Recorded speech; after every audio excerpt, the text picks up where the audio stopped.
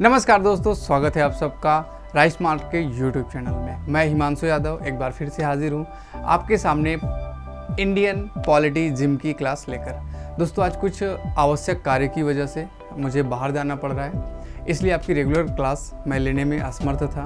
तो चूँकि आप लोग मेरा इंतज़ार करते, इसलिए मैंने पहले से सुबह ये क्लास रिकॉर्ड कर दी है और अब आप इसको देख रहे हो। तो कृपया पहले की तरह ही इस वीडियो का पूरा एंजॉय करें और बहुत ही शानदार क्वेश्चन है, जैसा कि हमेशा मैं लेकर आता हूँ। तो आज भी आपके बहुत सारे क्वेश्चन होंगे और उन क्वेश्चन के जितने ज़्यादा से ज़्यादा पॉइंट हो सकेंगे वो मैं सारे लिखता जाऊँगा, आप भी लिखते जाइएगा। तो ज़्यादा समय आपका नहीं लूँगा और चलते सीधे पहले क्वेश्चन पर, है ना। तो फटाफट देखो इस वीडियो को। अभी आप लोग अकेले देख रहे हो, आज कमेंट सेक्शन थोड़ी देर के लिए नहीं रहेगा, तो आप लोग इसे अपने दोस्तों के साथ शेयर करना मत भूलें, ठीक है। पहले क्वेश्चन की तरफ चलेंगे, जहाँ पे हम देखेंगे क्वेश्चन से पहले थोड़ा सा मोटिवेशन है। कुछ पाने की आस तो रख, कुछ तो अरमान रख, जो हो खास हर कोशिश में करे दरिया तू आर पार। इसका मतलब क्या है कि देखो, मेहनत करोगे तो बहुत से ऐसे लोग हैं जिन्होंने 7 डिग्री चैनल को क्रॉस किया, एक देश से दूसरे देश समुद्र में स्विमिंग करके चले गए। बहुत सी ऐसी कहानियां हैं कि समुद्र में एक नाव चल रही थी और कुछ दिन चलते चलते वो जो नाव थी ना, वो पूरी की पूरी नाव डूब गई और कुछ लोग कई हज़ार किलोमीटर स्विमिंग करते करते बच गए। कई दिन और रात उन्होंने स्विमिंग की और वो बच गए, है ना। तो इसका मतलब क्या है कि हमें मेहनत करनी चाहिए, हमारे इरादे बुलंद होने चाहिए। उन्होंने इतनी लंबी दूरी क्यों तय की? क्योंकि उन्होंने सोच रखा था हमें जीना है, हमें अपने परिवार से मिलना है। तो जब एक बार आपके दिल में ये बात आ जाती है कि हमें देश के लिए कुछ करना है, अपने मम्मी पापा के लिए कुछ करना है, तो एग्ज़ाम कोई बड़ी चीज़ नहीं है और आप उसे आसानी से हर महीने आपका रिजल्ट आना शुरू हो जाता है। खैर, आते रहेंगे रिजल्ट आपके, और हम लेते हैं आज का पहला क्वेश्चन। और पहला क्वेश्चन क्या कहता है भाई? हमारा पहला क्वेश्चन कहता है, भारतीय संविधान के अनुसार किसके प्रसाद पर्यंत पद धारण करेंगे? कौन लोग? मंत्री। हमारे देश के जो मिनिस्टर्स हैं, ये किसके अनुसार या किसके तहत पद को ग्रहण करते हैं? अब देखेंगे यहाँ पे ऑप्शन क्या है। भारत के राष्ट्रपति के प्रसाद पर्यंत, भारत के प्रधानमंत्री, संसद और सुप्रीम कोर्ट। दो तरह की चीजें होती हैं। जैसे मान लीजिएगा एक व्यक्ति है, उनका नाम है नरेंद्र मोदी जी। तो अगर उनको अच्छा लगेगा तो वो आपको रेल मंत्री बना के रखेंगे। जिस दिन उनका मूड खराब हो गया, आपको मंत्री पद वहाँ से उन्होंने क्या किया, चेंज कर दिया या फिर मंत्री पद आपका वापस ले लिया। ये तो सच्चाई है, ये रियलिटी है कि अगर आपके प्रधानमंत्री से संबंध अच्छे हैं तो नो डाउट आपको बहुत सारे मंत्री पद मिल सकते हैं। अगर रिलेशन अच्छे नहीं है तो हो सकता है, या आप काम अच्छे ढंग से नहीं कर रहे हो तो आपका पद चेंज किया जा सकता है। सांसद केवल रह सकते हो या फिर आपका मंत्रालय ऊपर से नीचे या नीचे से ऊपर किया जा सकता है। ये वास्तविकता है। लेकिन अगर हम सच्चाई की बात करें तो सच्चाई कुछ इस तरह से होती है। हमारे संविधान में आर्टिकल अगर आप पढ़ना शुरू करें, कॉन्स्टिट्यूशन के अनुच्छेद अगर पढ़ना शुरू करें, तो अनुच्छेद नंबर 74 और अनुच्छेद नंबर या आर्टिकल नंबर 75 में थोड़ी सी चर्चा की गई है, जिसका नाम है मंत्री परिषद, जिसे आप कहते हो काउंसिल ऑफ मिनिस्टर्स। यहाँ पे कहा गया, आर्टिकल 74 में कहा गया कि भारत में एक मंत्री परिषद होगी और इसका प्रमुख या इसका अध्यक्ष जो होगा उसका नाम क्या होगा? प्रधानमंत्री होगा। तो प्रधानमंत्री के बारे में आर्टिकल 74 में और मंत्री परिषद के बारे में भी आर्टिकल 74 में कहा गया। इसके बाद अगर आप पढ़ें आर्टिकल नंबर 75, तो इसके बहुत सारे क्लॉज हैं, 1, 2, 3 इस तरह से करके। तो वहाँ पे कहा गया है कि हमारे देश में जो प्रधानमंत्री होगा उसकी नियुक्ति राष्ट्रपति के द्वारा की जाएगी। किसके द्वारा की जाएगी? यानी कि प्रधानमंत्री की नियुक्ति की बात की जाए, अपॉइंटमेंट की बात की जाए, तो इसकी नियुक्ति किसके द्वारा की जाएगी? इसकी नियुक्ति की जाएगी राष्ट्रपति के द्वारा। प्रधानमंत्री की नियुक्ति राष्ट्रपति के द्वारा होगी, यानी कि प्रधानमंत्री का चुनाव नहीं होता। अब अगर हम बात करें दूसरे पॉइंट पर, तो बाकी के जो मंत्री हैं वह प्रधानमंत्री की सलाह पर राष्ट्रपति के द्वारा मनोनीत या आप इसे कह सकते हो कि उनकी नियुक्ति की जाएगी। अब यहाँ पे अगला शब्द किसके लिए है? अगला शब्द है हमारे देश के जो मंत्री हैं उनकी नियुक्ति से संबंधित है। पहला वाला किसकी नियुक्ति से संबंधित है? प्रधानमंत्री की नियुक्ति से संबंधित है। और दूसरा साधारण मंत्री, जिसे आप कह सकते हो जैसे कि रेल मंत्री हो गया, जैसे कि खाद्य मंत्री हो गया, या कोई भी मंत्री पद, स्वतंत्र प्रभार मंत्री हो गया, कैबिनेट मंत्री हो गया, राज्य मंत्री हो गया, उप मंत्री हो गया। ऐसे कोई भी मंत्रालय जो हैं वो जो मंत्रियों को मिलते हैं वो अनुच्छेद 75(2) के तहत यहाँ पे चर्चा की जाती है, जहाँ पे 75(2) में कहा गया कि मंत्री जो हैं वो राष्ट्रपति के प्रसाद पर्यंत पद धारण करेंगे। बात क्या समझना है? 75(2) में क्या कहा गया कि हमारे देश के जो मंत्री होंगे ये पद धारण करेंगे किसके प्रति? राष्ट्रपति के प्रसाद पर्यंत पद धारण करेंगे। इसका मतलब इनको कब नियुक्त करना है, इनको कब हटाना है, ये सारी की सारी जिम्मेदारी किसके पास जाती है? प्रेसिडेंट ऑफ इंडिया के पास। इसके बाद जो 3 है इसे हम पढ़ते हैं 75(3) और मोस्ट इम्पॉर्टेंट है। क्यों इम्पॉर्टेंट है? क्योंकि यहाँ पे अविश्वास की बात की गई है कि जो पूरी की पूरी मंत्रिपरिषद होगी उसके खिलाफ अविश्वास प्रस्ताव भी लाया जा सकता है। अगर अविश्वास प्रस्ताव उसके खिलाफ लाया जाएगा तो वहाँ पर पूरी मंत्रिपरिषद को समाप्त कर दिया जाता है, डिसॉल्व कर दिया जाता है। अब यहाँ पे हमारा जो क्वेश्चन था, संविधान के अनुसार मंत्री किसके प्रसाद पर्यंत पद धारण करते हैं? तो जाहिर सी बात है आर्टिकल नंबर 75 क्लॉज 2 में ये डिस्कस किया गया है कि प्रेसिडेंट ऑफ इंडिया ही हमारे देश के जो केंद्र के मंत्री हैं उनकी नियुक्ति करेगा और उनको 5 साल रखना है या उनका बीच में ही मंत्रालय पोर्टफोलियो चेंज करना है, ये अकॉर्डिंग टू कॉन्स्टिट्यूशन किसके पास जाता है? राष्ट्रपति के पास। लेकिन इसी आर्टिकल 75 में कहा गया है कि इस काम को हमारा राष्ट्रपति प्रधानमंत्री से पूछ कर लागू करेगा। That's all. ओके, अब चलते हैं हम अगले क्वेश्चन पर, या इसकी एक आप इमेज भी देख सकते हो। देखिएगा यहाँ पे एक इमेज है छोटी सी, जहाँ पे आप देख रहे हैं कि मंत्री यानी कि चाहे वो प्रधानमंत्री हो, चाहे वो कैबिनेट मंत्री हो, किसी भी प्रकार का मंत्री हो, उनकी जो शपथ होती है किसके द्वारा दिलाई जाती है? फोटो थोड़ा सा 2014 का है, जब आपके प्रणब मुखर्जी जी ने पहली बार शपथ दिलाई थी प्रधानमंत्री पद की। किसे दिलाई थी? नरेंद्र मोदी जी को। खैर, चलते हैं हम अपने अगले क्वेश्चन पर। क्वेश्चन नंबर 2 क्या है? संसद में कौन कौन शामिल है? पार्लियामेंट जो हमारी इंडिया की है वो किसके द्वारा बनाई जाती है? कौन कौन सी चीजें इसमें शामिल होती हैं? ऑप्शन आपके पास क्या है? राष्ट्रपति, लोकसभा, राज्यसभा, लोकसभा, राज्यसभा, लोकसभा और विधानसभा, विधानसभा, विधान परिषद और लोकसभा। ऑप्शन आपके पास इंग्लिश में भी सेम टू सेम, आप इसे देख सकते हैं। अब हम बात करें हमारे देश की संसद की। संसद का मतलब क्या है? देखो, हमारे देश में एक सिस्टम बनाया गया जिसको आप कहते हो विधायिका। विधायिका, विधायिका का मतलब क्या होता है? कानून बनाने वाला। अब हमारे देश में कोई संस्था है जो कानून बनाती है, जैसे संसद। संसद क्या करती है? संसद हमारे देश में कानून बनाती है केंद्र के लिए। संसद कानून किसके लिए बनाती है? केंद्र के लिए। केंद्र का मतलब क्या हो गया? पूरा का पूरा भारत। अगर हम इसके अलावा बात करें, संसद के अलावा अगर हम बात करें, तो हमारे देश में राज्य की विधानसभाएं हैं प्लस राज्य की विधान परिषद हैं। ये दोनों मिलकर राज्य के लिए कानून बनाते हैं। क्वेश्चन क्या है? संसद में कौन शामिल है, यानी कि केंद्र की विधायिका में किसको किसको रखा जाता है। तो आपको मैं बता दूं, हमारे देश की जो संसद है इसका अनुच्छेद है, इसका आर्टिकल जो है वो है 79। आर्टिकल नंबर 79 में कहा गया कि भारत की जो संसद होगी उसके 3 अंग होंगे, 3 चीज़ों से मिलकर बनेगी। और वो 3 चीज़ कौन कौन सी होंगी? एक होगा आपका प्रेसिडेंट यानी कि राष्ट्रपति, एक होगा आपका लोकसभा और एक आपका क्या होगा? राज्यसभा। इन्हीं 3 चीज़ों से मिलकर क्या बनती है? इन्हीं 3 चीज़ों से मिलकर बनती है भारत की संसद, यानी कि पार्लियामेंट ऑफ इंडिया जो है किससे मिलकर बनती है?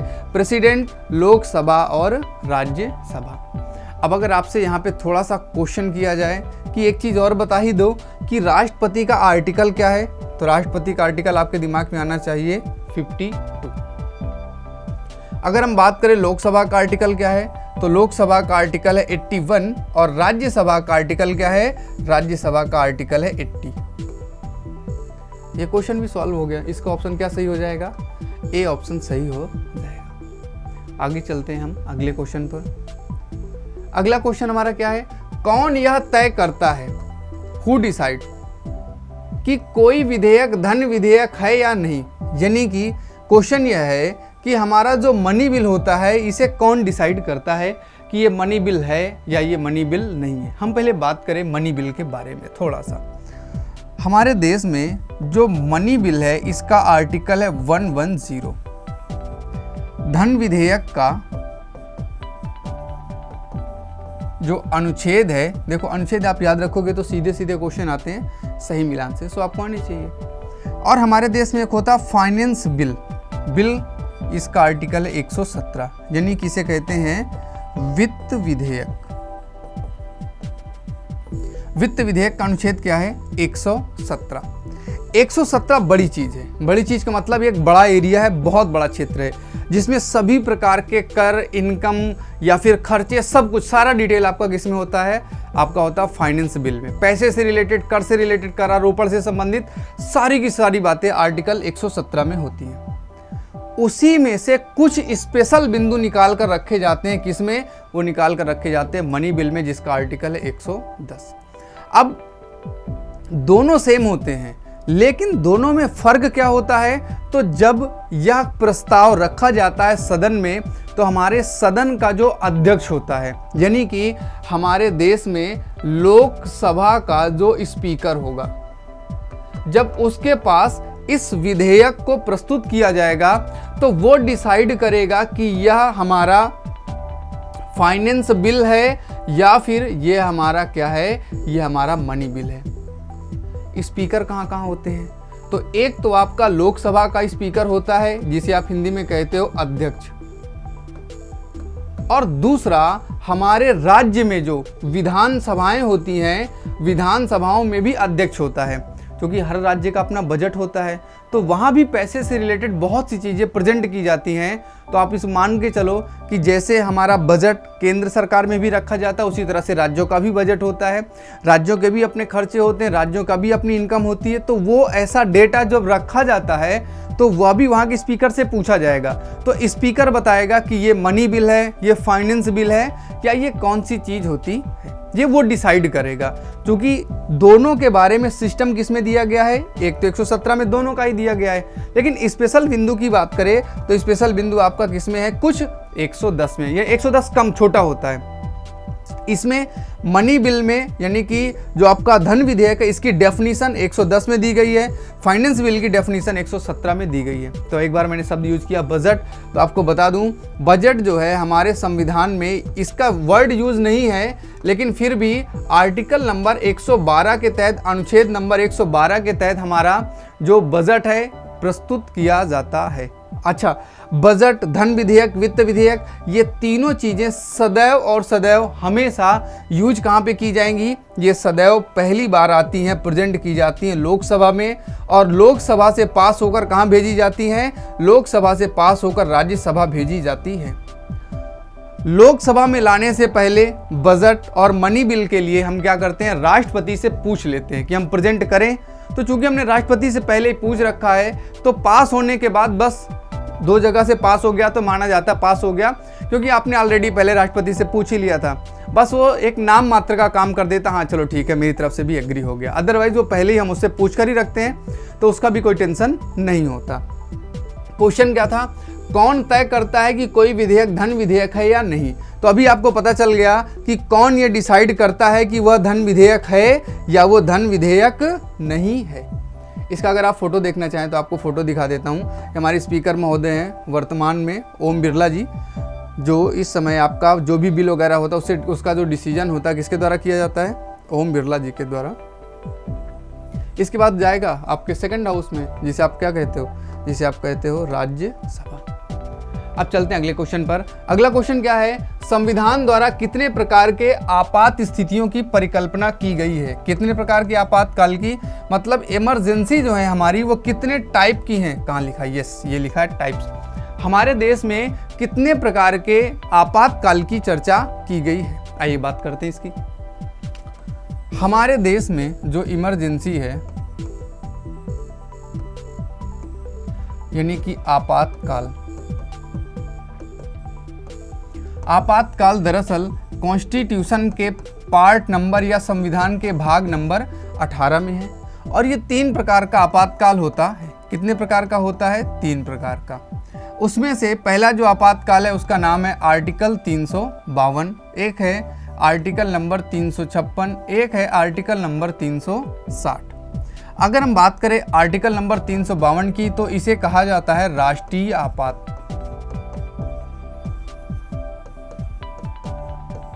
नेशनल इमरजेंसी से कहा जाता है। दूसरा है 356 जिसे कहा जाता है राष्ट्रपति शासन। राष्ट्रपति शासन का मतलब क्या हुआ? प्रेसिडेंट रूल, जिसे आप कहते हो राज्य में राष्ट्रपति शासन लागू होना। तीसरा है फाइनेंशियल इमरजेंसी, जिसे आप कहते हो वित्तीय आपात। ये दोनों तो हमने पहले से हमारे देश में लागू किए जाते थे तो कोई दिक्कत की बात नहीं थी। बेसिकली हमने इनको ब्रिटेन से ही लिया है, वर्ड यूज नहीं होता है, लेकिन जो कॉन्सेप्ट है या आपातकाल का हमने ब्रिटेन से ही कॉपी किया, वो लोग ही हमारे देश में लगाते थे। लेकिन ये जो वित्तीय आपात वाला जो नियम है ये आपको याद रखना, ये यूएसए से लिया गया है। कहाँ से लिया गया वित्तीय आपात? तो नेशनल जो फाइनेंशियल इमरजेंसी है ये आपका अमेरिका से लिया गया, इस बात को याद रखना। तो कुल मिला के हमारे देश में आपातकाल कितने प्रकार के हुए? हमारे देश में आपातकाल हुए 3 प्रकार के। दूसरी बात, राष्ट्रीय आपात अब तक कितनी बार लागू किया जा चुका है? आगे से क्वेश्चन थोड़ा सा कर लेते हैं, जरूरी थोड़ी ना यही क्वेश्चन आए। अब तक हमारे देश में राष्ट्रीय आपात जो है वो 3 बार लागू किया जा चुका है। एक लागू किया गया 1962 में, एक लागू किया गया 1971 में, तीसरा लागू किया गया 1975 में। तो ये 3 हमारे देश में नेशनल इमरजेंसी लागू की गई थी। तो ये याद रखना कि अब तक 3 ही बार राष्ट्रीय आपात लागू किया जा चुका है। अच्छा, राष्ट्रीय आपात जो लागू किया गया तो लागू करने के लिए वर्तमान की अगर हम बात करें तो राष्ट्रीय आपात का लागू करने की जो सिफारिश है वो किसके द्वारा दी जानी चाहिए? तो ये दी जानी चाहिए हमारे कैबिनेट के द्वारा, मंत्रिमंडल के द्वारा। ऐसा नहीं होगा कि किसी भी दिन इंदिरा गांधी का मन किया कि मुझे नेशनल इमरजेंसी को लागू करना है, उन्होंने प्रोक्लेम कर दिया, ये गलत बात है। अब हमारा जो मंत्रिमंडल है वो लिख कर राष्ट्रपति को देगा, तब राष्ट्रपति आपातकाल की घोषणा करता है। ओके, चलो अब हम बात करें राष्ट्रपति शासन। राष्ट्रपति शासन राज्य में लागू किया जाता है और अब तक 100 से ज़्यादा बार हमारे राज्यों में लागू किया जा चुका है। क्वेश्चन ये आता है कि सबसे पहली बार कब लागू किया गया, कहाँ लागू किया गया? तो सबसे पहली बार हमारे देश में जो जो आपका राष्ट्रपति शासन है ये आपका लागू किया गया पंजाब में 1951 में। वित्तीय आपात की बात करें तो वित्तीय आपात तब तक लागू ही नहीं हुआ। अब जो लागू नहीं हुआ तो कोई मतलब ही नहीं। यहाँ पे जो फोटो है ना, ये आपका फोटो है 1975 का, जहाँ पे इंदिरा गांधी जी ने इसको कर दिया था। चलिए चलते हैं अगले क्वेश्चन पर। संसद, अच्छा समझ में आ रहा है कि नहीं समझ में आ रहा? देखो, जाने से पहले भाई वीडियो को लाइक कर दीजिएगा, चैनल को अगर पहली बार आए हैं तो सब्सक्राइब भी कर लीजिएगा। वैसे तो आप सब लोग डेली ही देखते होंगे और आज भी वैसा ही अच्छा लग रहा होगा जैसा कि आप लोग डेली क्लास लेते हैं। बस हाँ, आज मैं आप लोगों के नाम नहीं पढ़ पा रहा हूँ तो उसके लिए कोई बात नहीं। नाम में क्या रखा है, कल आपका नाम लूँगा ही जैसे ही कल क्लास में आऊँगा। फिलहाल आज आप लोग इसको मेहनत से थोड़ा सा कर लीजिएगा, है ना। और आज थोड़े से चुटकुले कम है, थोड़ा सा मजाक कम है, लेकिन कोई बात नहीं, कभी कभी पढ़ना भी चाहिए। केवल पढ़ाई कर लेते हैं आज, फिर इसके बाद कल तो आपका वही शानदार क्लास जहाँ पे हम हंसी मजाक के साथ चीज़ों को सीखते हैं। आपके भी क्वेश्चन आते हैं, अगर आपका कोई क्वेश्चन है तो आप कमेंट बॉक्स में कर दीजिएगा, हम कल या परसों की क्लास में उस क्वेश्चन को शामिल कर लेंगे, ठीक है। संसद के दोनों सदनों के संयुक्त सत्र कौन बुलाता है? संसद के दोनों सत्र का मतलब जहां पे हमारे देश में एक कमरा है जिसका नाम है लोकसभा, एक कमरा जिसका नाम है राज्यसभा, और ये कह रहा है दोनों सदनों का संयुक्त, यानी कि लोकसभा भी इसी में आ जाए, राज्यसभा में भी इसी में आ जाए, उसे क्या कहते हैं? ज्वाइंट सिटिंग, यानी कि संयुक्त बैठक। तो ये कह रहा है ज्वाइंट सेशन का जो है वो कब, क्या कह रहा है, कौन बुलाता है? ये देखिएगा ज्वाइंट सेशन है और आप यहाँ पे देख सकते हो कि सारे के सारे सांसद यहाँ पे मतलब लोकसभा के भी सांसद हैं और राज्यसभा के भी सांसद हैं, दोनों सांसद यहाँ पे एक साथ बैठते हैं। अब ये होता क्यों है, थोड़ा सा इसका आप कॉन्सेप्ट समझो। दरअसल होता ये है कि जैसे मान लीजिएगा कोई एक साधारण विधेयक है, मतलब साधारण बहुमत के द्वारा पास किया जाने वाला कोई कानून है, जैसे बैंक से संबंधित, दहेज से संबंधित, आतंकवाद से संबंधित या फिर नागरिकता से संबंधित, नए राज्य के निर्माण से संबंधित कोई विधेयक है जो सिंपल मेजॉरिटी से यानी कि 50% +1 की मेजॉरिटी से पास हो जाता, लेकिन लोकसभा ने पास कर दिया और राज्यसभा में उस पर वोटिंग नहीं कंप्लीट हो पाई। या फिर आप इसे ऐसे मानो कि राज्यसभा से वो प्रस्ताव पास हो गया लेकिन लोकसभा में जाके अटक गया, तब हम दोनों सदनों की संयुक्त बैठक बुलाते हैं। संयुक्त बैठक का मतलब ज्वाइंट सिटिंग, और ये जो संयुक्त बैठक है ये कहाँ से ली गई है, ये ली गई है ऑस्ट्रेलिया से, यानी कि ऑस्ट्रेलिया के संविधान से संयुक्त बैठक का कॉन्सेप्ट लिया गया। संयुक्त बैठक किस आर्टिकल के तहत होती है, तो याद रखेंगे जो ज्वाइंट सिटिंग होती है इसका आर्टिकल है 108। अनुच्छेद नंबर 108 के तहत संयुक्त बैठक बुलाई जाती है, संयुक्त बैठक की जाती है।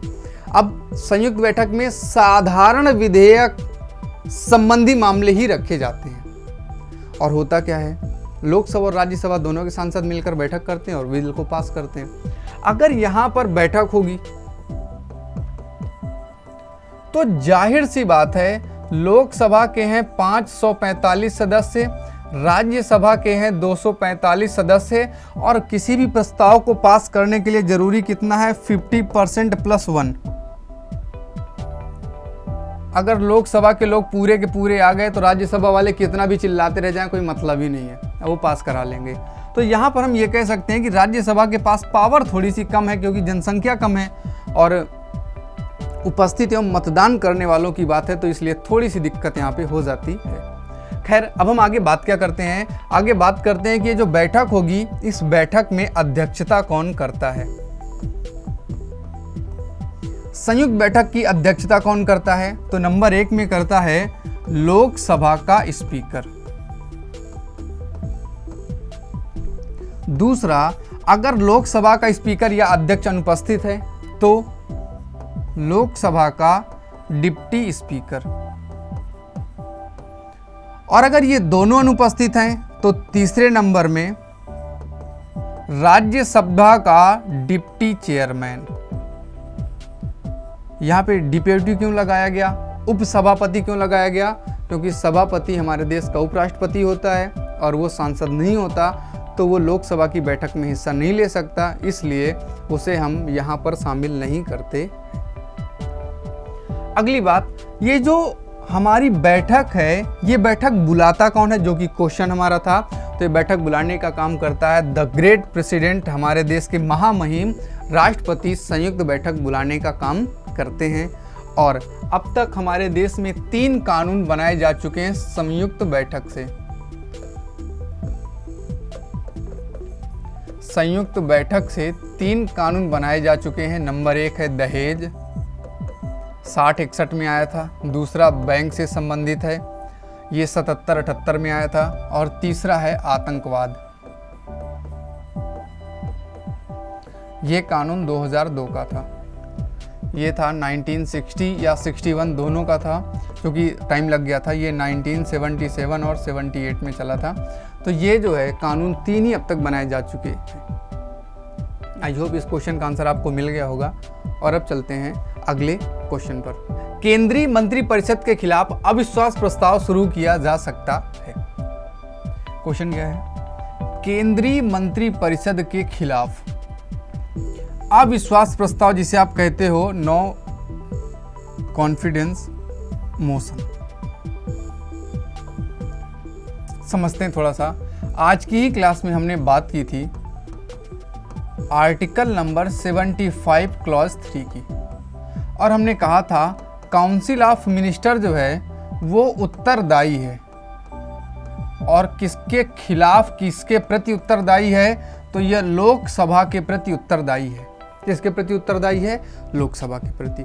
अगर कोई भी दिक्कत होती है तो सीधे सीधे लोकसभा अपने मंत्री के खिलाफ, चाहे एक मंत्री हो या पूरी की पूरी मंत्रिपरिषद को हटाना हो, या हमारे पास लोकसभा में जो बहुमत है, जो वर्तमान सरकार के पास आधे से ज़्यादा सांसद होने चाहिए, अगर उतने सांसद नहीं हैं तो उनकी सरकार गिराने के लिए जो प्रस्ताव लाया जाता है उसे कहा जाता है नो कॉन्फिडेंस मोशन, यानी कि अविश्वास में तुम्हारे ऊपर विश्वास नहीं है, इसे क्या कहा जाता है? अविश्वास प्रस्ताव। और आर्टिकल नंबर 75(3) में कहा गया कि जो हमारी लोकसभा है इसके प्रति मंत्रिपरिषद जिम्मेदार होगी, उत्तरदायी होगी।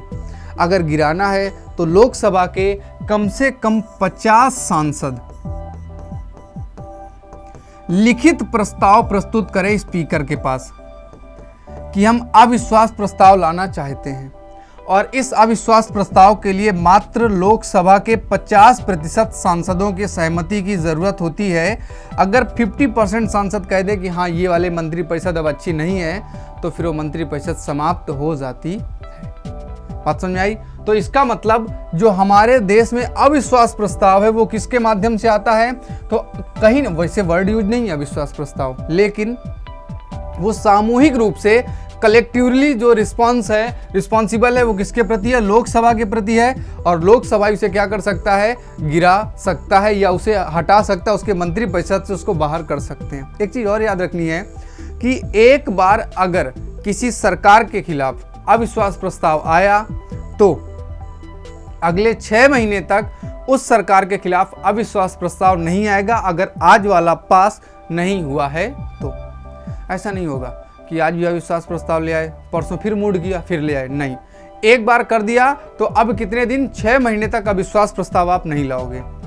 अविश्वास प्रस्ताव लाता कौन है? तो अविश्वास प्रस्ताव लाते हैं विपक्ष के लोग। कौन लाते हैं? विपक्ष के लोग लाते हैं। इसमें राज्यसभा का कोई रोल नहीं होता है। इसी तरह से एक विश्वास प्रस्ताव भी होता है, कॉन्फिडेंस मोशन भी होता है। वो सरकार बनाने के लिए सरकार के लोग सदन में ऐसे ही आते हैं कि हमारे पास विश्वास है, हम तो दिखाएंगे कि हमारे पास इतने सांसद हैं। तो 50% से ज़्यादा लोगों का हाँ करवाना होता है, हाँ करवा दिया बस हो गया, तो वो अलग चीज़ है। लेकिन विपक्ष लेके आता है जिसका क्या कहा जाता है? जिसे कहा जाता है नो कॉन्फिडेंस मोशन, अविश्वास प्रस्ताव। सबसे पहली बार जो अविश्वास प्रस्ताव लाया गया वो JB कृपलानी जी लेके आए थे पंडित जवाहरलाल नेहरू के खिलाफ, हालांकि पास नहीं हो पाया था। अब इस क्वेश्चन का आंसर क्या है? केंद्रीय मंत्रिपरिषद जो सेंट्रल की काउंसिल ऑफ मिनिस्टर है, इसके खिलाफ अविश्वास प्रस्ताव राज्यसभा का, तो मैंने पहले बताया कि राज्यसभा का कोई रोल नहीं है, राज्यसभा के खिलाफ अविश्वास प्रस्ताव नहीं लाया जाता है।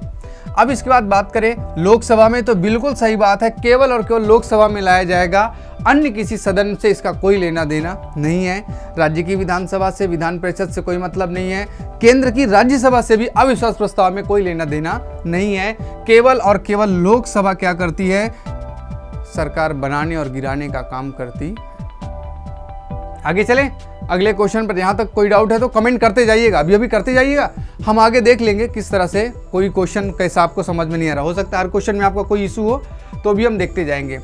सरकार के संसदीय स्वरूप में वह सम्मान में प्रथम है, वह कौन है? मतलब क्वेश्चन क्या कह रहा है? He is the first among the equal, समान लोगों में प्रथम है, ऐसे व्यक्ति का नाम क्या है? बताने की कोई ज़रूरत ही नहीं है। अब इससे ज़्यादा तो अब आपको क्या ही मैं बताऊँ, है ना। फोटो देखते ही आप लोग जान गए होंगे, महामहिम हमारे देश के, जो क्या है कि भारत समानता का देश है। यहाँ महिला पुरुष सब बराबर हैं, कोई व्यक्ति ना बड़ा है ना कोई व्यक्ति छोटा है, लेकिन फिर भी कोई तो नेता चाहिए, कोई तो लीडर चाहिए जो देश को प्रेजेंट करे, जो देश को आगे लेकर चले। दैट्स हमारे देश के महामहिम राष्ट्रपति होते हैं। वर्तमान में मुर्मू जी है, द्रौपदी मुर्मू जी को राष्ट्रपति का 2022 में ही चुनाव जीता इन्होंने अगस्त में, तो सो अभी हमारे देश की राष्ट्रपति है। खैर संसदीय स्वरूप में प्रथम कौन होता है? हमारे देश में राष्ट्रपति होता है। हम अपने देश की बात करें तो हमारे देश में समान में सब क्या है? एक व्यक्ति ऊपर है। अगले क्वेश्चन को देखते हैं, बहुत सिंपल सा था। अगर कुछ देखना चाहो तो मैं इतना और बता दूं आपको कि राष्ट्रपति का आर्टिकल 52 है, 52, जो कि मैंने पहले ही आपको बता दिया था, फर्स्ट क्वेश्चन में ही आपको बता दिया था। लोकसभा राज्यसभा के भी आर्टिकल। भारतीय संसद में लोक लेखा समिति के अध्यक्ष, शानदार है। और आप देख सकते हैं अधीर रंजन चौधरी जी का यहाँ पे फोटो है, ये वर्तमान में है। वर्तमान का मतलब अभी सितंबर की मैं बात करूं, अगर आपको सितंबर, अक्टूबर, नवंबर, दिसंबर 2022 की, तो इस दौरान हमारे देश के जो लोक लेखा समिति के अध्यक्ष हैं अधीर रंजन जी चौधरी रहेंगे, क्योंकि आपका कार्यकाल मई 2022 से शुरू हुआ है तो मई 2023 तक रहेगा, तो इस वजह से यही रहेंगे। अब यहाँ पे थोड़ी सी एक और बात करते हैं लोक लेखा समिति की, जिसे कहते हैं पब्लिक अकाउंट कमेटी। क्या कहते हैं? पब्लिक अकाउंट कमेटी, लोक लेखा समिति। पहले बात करें इसके सदस्य कितने होते हैं। लोक लेखा समिति के कुल सदस्य होते हैं 22, 15 सदस्य होते हैं लोकसभा से और 7 सदस्य होते हैं राज्यसभा से। ठीक है, ओके। अगली बात, इसका जो अध्यक्ष होगा वो सदैव कहां से होगा? विपक्ष दल से होगा। कोई मंत्री इसका अध्यक्ष नहीं बनाया जाता है, विपक्ष दल से बनाया जाता है। लेकिन अभी तो कोई विपक्ष है ही नहीं, क्योंकि विपक्ष में होने के लिए भी आपके पास 10% सांसद होने चाहिए, और कोई ऐसा दल नहीं जिसके पास 10% सांसद हों। लेकिन फिर भी इज्जत रखने के लिए अधीर रंजन चौधरी जी को यहाँ पे अध्यक्ष बनाया गया है लोक लेखा समिति का। लोक लेखा समिति जब पहली बार बनी थी तो भारत में एक एक्ट आया था अंग्रेजों के समय में, 1919 का अधिनियम, भारत शासन अधिनियम। इसके तहत 1921 में काम करना शुरू किया था। इसका काम क्या है? हमारे देश का जो वित्त है, जिसकी CAG जांच करता है, वो अपनी रिपोर्ट जब संसद में रखता है तो संसद में एक कमेटी बनाई जाती है लोक लेखा समिति, वह इसकी रिपोर्ट की जांच करने का काम करती है। हाँ, इसका कार्यकाल कितने दिन का होता है? तो लोक लेखा समिति का कार्यकाल 1 साल का होता है, और इसके सदस्यों का निर्वाचन किया जाता है। क्या किया जाता है? निर्वाचन करके इस सदस्यों को बनाया जाता है। ये सदस्य जनता से नहीं, बल्कि लोकसभा और राज्यसभा के जो सांसद होते हैं उन्हीं में से, आपस में से लोगों को मिला जुला कर बनाया जाता है। तो अक्सर चुनाव नहीं होता है हाँ में हाँ, जिसका नाम दे दिया गया, क्योंकि अब सब कुछ करता धरता मोदी जी हैं, तो मोदी जी जिसको बोल देंगे वही हो जाएगा। तो इस हिसाब से टेंशन की कोई बात नहीं है, ज़्यादा सीरियस होने की ज़रूरत नहीं है। नियम के तहत चुनाव होना चाहिए, लेकिन नहीं होता है। जिसको जिसको उन्होंने नाम दे दिया वही व्यक्ति क्या बन जाता? लोक लेखा समिति का अध्यक्ष। अब दिक्कत ये है कि आपको याद रखना है, जो सबसे ज़्यादा पूछा जाता है कि जो हमारा CAG है, इसकी जुड़वा बहन किसे कहा जाता है? मतलब कैग की, कंट्रोलर ऑडिटर जनरल की जुड़वा बहन किसे कहा जाता है? तो वो भी है लोक लेखा समिति। और लोक लेखा समिति जो है, इसके सदस्यों का जो सिस्टम है वो कितने हैं? 22, मतलब 15 और 7 सदस्य राज्यसभा से, 15 सदस्य लोकसभा से। अध्यक्ष विपक्ष के ही नेता को रखा जाता है। आगे चलते हैं अगले क्वेश्चन पर। राष्ट्रपति द्वारा राज्यसभा के लिए कितने व्यक्तियों को मनोनीत किया जा सकता है? How many person can be nominate by president to Rajya Sabha? हम पहले बात करते हैं लोकसभा की। हमारे देश में जो लोकसभा है, इसके सदस्य कितने हैं? टोटल सदस्य हैं 552। वर्तमान में कितने हैं? 543। पहले क्या होता था? 2 सदस्य एंग्लो इंडियन थे, जिनकी नियुक्ति किसके द्वारा की जाती थी? जिनकी नियुक्ति की जाती थी राष्ट्रपति के द्वारा। लेकिन अब ये नियुक्ति बंद हो गई है, तो याद रखना है लोकसभा में केवल और केवल निर्वाचित सदस्य ही बचे हैं। मनोनीत का काम समाप्त हो गया। अब बात करें राज्यसभा की, तो राज्यसभा का आर्टिकल है 80, और इसमें कहा गया है 238 सदस्य निर्वाचित होंगे और 12 सदस्य मनोनीत होंगे। निर्वाचित वाले की तो बात छोड़ दीजिएगा, अपने का यहाँ पे निर्वाचन से मतलब नहीं है, अपना मतलब है नॉमिनेशन का, मनोनयन। और मनोनयन किसके द्वारा किया जाता है? नॉमिनेशन किया जाएगा राष्ट्रपति के द्वारा। मनोनयन किया कहाँ से जाएगा? तो ये किया जाएगा कला से, विज्ञान से, साहित्य से, समाज सेवा से। समाज सेवा, कला, विज्ञान, साहित्य 4 स्थान हैं, 4 जगह याद रखनी, जहाँ से हमारे देश की जो संसद है, जहाँ राज्यसभा है, राष्ट्रपति कितने सदस्यों को? 12 सदस्यों को अधिकतम मनोनीत कर सकता है। वर्तमान की बात करें तो वर्तमान में 233 सदस्य राज्यसभा के निर्वाचित हैं और 12 सदस्य क्या है? मनोनीत सदस्य हैं। तो क्वेश्चन के हिसाब से आंसर क्या हो जाएगा? 12। अगर यहीं पे शब्द लिखा होता लोकसभा, अगर यहीं पे शब्द होता लोकसभा, तो आंसर हो जाता नन ऑफ द अबव, उपरोक्त में से कोई नहीं, क्योंकि अब किसी भी सदस्य का हमारे देश में लोकसभा में मनोनयन नहीं होता। यहाँ पे पीटी उषा जी हैं, अभी इनका मनोनयन बिल्कुल ताज़ा 2022 में हुआ है। अब इनका कार्यकाल कितना होता है राज्यसभा के सदस्यों का? तो राज्यसभा के सदस्यों का कार्यकाल होता है 6 साल का। कितने दिन का? 6 ईयर का। और ये जो राज्यसभा है इसके सदस्यों की जो मिनिमम उम्र होनी चाहिए, एज होनी चाहिए, वो होनी चाहिए 30 साल। जबकि लोकसभा के लिए एज कितनी होनी चाहिए? 25 साल। बोलो भारत माता की जय। क्वेश्चन कैसा लगा? शानदार था ना। एक और क्वेश्चन कर लेते हैं बस, अंतिम क्वेश्चन फटाफट। अंतिम क्वेश्चन क्या है? निम्नलिखित में से कौन सी नियुक्ति भारत के राष्ट्रपति के अधिकार क्षेत्र में नहीं है? मतलब जिनकी नियुक्ति राष्ट्रपति करता है वो ठीक है, जिनको अपॉइंटमेंट नॉमिनेट करता है देख लीजिएगा। अपॉइंटमेंट की बात कर रहा है, देख लेते हैं। भारत के मुख्य न्यायाधीश, आर्टिकल नंबर 124 में कहा गया है कि एक सुप्रीम कोर्ट होगा, सुप्रीम कोर्ट के जज होंगे, उनकी नियुक्ति राष्ट्रपति के द्वारा की जाएगी। बात खत्म। मतलब कि इसकी नियुक्ति तो राष्ट्रपति करता ही करता है। वित्त आयोग की बात करें, आर्टिकल नंबर 280 में कहा गया वित्त आयोग होगा, फाइनेंस कमीशन होगा, इसके 5 सदस्य होंगे, ये भी होता है। थल सेना प्रमुख की बात करें तो ये संविधान में तो इसका वर्णन नहीं है नियुक्ति का, लेकिन फिर भी इसकी नियुक्ति किसके द्वारा की जाती है? इसकी नियुक्ति राष्ट्रपति के द्वारा की जाती है, क्योंकि हमारे कॉन्स्टिट्यूशन के आर्टिकल नंबर 53 में कहा गया है तीनों सेनाओं का सर्वोच्च सेनापति भारत का राष्ट्रपति होगा। तो वही अपने अधीनस्थ थल सेना, जल सेना, वायु सेना और इनके तीनों के कमांडर को भी नियुक्त करता है। हालांकि तीनों का सबसे ऊपर तो राष्ट्रपति हो गया, और इन तीनों के अध्यक्ष का जो भी मार्शल होते हैं, जिनके जो भी नाम हैं, उनकी सबकी नियुक्ति किसके द्वारा की जाती है? राष्ट्रपति के द्वारा की जाती है। अगला है लोकसभा अध्यक्ष, speaker of Lok Sabha. Speaker of Lok Sabha अगर आप ध्यान से देखेंगे, आर्टिकल नंबर 93 में कहा गया है कि स्पीकर और डिप्टी स्पीकर होंगे। और अगर हम बात करें कि इनका काम कैसे चलता है, तो पहले हमारी जो पूरी लोकसभा है उसका चुनाव करवाया जाता है। जब सारे सांसद चुन जाते हैं तो चुनने के बाद एक बनाया जाता है प्रोटेम स्पीकर। प्रोटेम स्पीकर का काम क्या होता है? सभी चुने गए नए सांसदों को शपथ दिलाना और उन सांसदों में से किसी एक व्यक्ति को अध्यक्ष के लिए चुनाव करवाना। क्या करवाना? अध्यक्ष का चुनाव करवाना। वैसे तो अगर मोदी जी की अभी सरकार है तो मोदी जी जिसको बोल देंगे सभी के सभी सांसद उसी की तरफ हाँ कर देंगे, तो चुनाव कराने की कोई ज़रूरत नहीं है। जिसको मोदी जी ने घोषित किया वो व्यक्ति हमारे देश का अध्यक्ष बन गया। लेकिन अगर मोदी जी के पास ज़्यादा सांसद ना होते, ठीक ठीक सांसद होते, तब ऐसी कंडीशन में क्या किया जाता? तब ऐसी कंडीशन में किया जाता चुनाव, क्योंकि कॉन्स्टिट्यूशन भी कहता है चुना गया सदस्य होना चाहिए जो कि अध्यक्ष चुनाव के द्वारा है। और चुनाव किसके द्वारा करवाया जाएगा? लोकसभा के अपने जो सांसद हैं उनके द्वारा ही करवाया जाएगा। अब जब उनके द्वारा ही करवाया जाएगा, दैट मीन्स यहाँ राष्ट्रपति का कोई काम नहीं है। और क्वेश्चन क्या है? नहीं। जब भी कभी नहीं वर्ड आए, सबसे पहले नहीं वर्ड को अंडरलाइन करना है, और गलत ये है तो आपका आंसर भी हो जाएगा डी।